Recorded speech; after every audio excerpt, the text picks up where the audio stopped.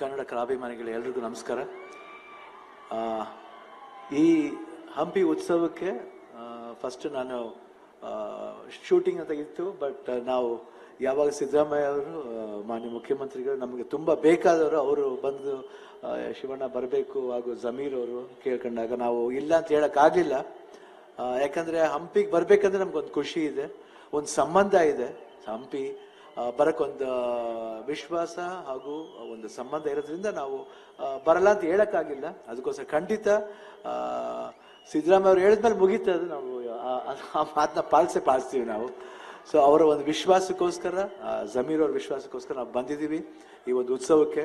ತಾವೆಲ್ಲರೂ ನೋಡ್ತಿದ್ದೀರಾ, ಆನಂದಿಸ್ತಾ ಇದ್ದೀರಾ.